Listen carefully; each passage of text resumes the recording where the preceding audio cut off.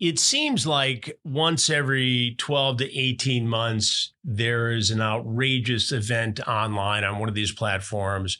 Congress gets involved, the CEOs and the chief security officers of all these various social media platforms get hauled in front of a congressional committee in Washington, and they promise that they have things in the works that they will enact to make kids safer. And then as the months tick by, the lobbyists get involved and they ratchet this back and they don't do what they say they're going to do. It seems to be a cycle in Washington. Do you agree with that?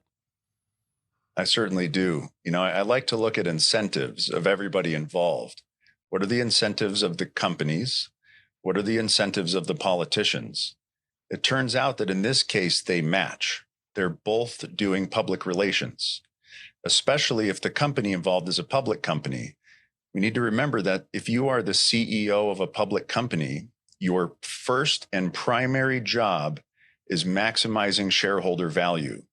The way that you maximize shareholder value in a public company is by maximizing public relations and maximizing opinions. And government officials have the same job, right? They don't get voted on and elected based on their merits. They get voted on and elected based on their public relations and their marketing.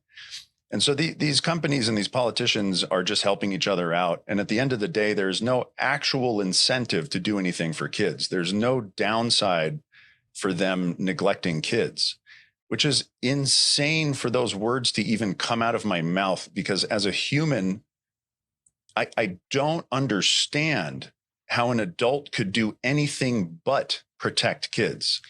However, here we are, and we have the Meta whistleblowers that have just been giving testimony to the Senate in recent weeks and months have explicitly told us that not only are they not protecting kids, that they know that they're harming kids and they did not make any change to reduce the harm. So, for example, one of the gals, I think her name is Sarah Wynne Williams. She was an executive at Facebook that her job was global PR. Her job was to defend Facebook. And now she's going and testifying against Facebook. And one of the things she said was that they know that if a young girl posts a selfie and then deletes it, that's a sign that she may not be feeling very confident about herself. And so they show her ads for diet pills. Diet pills.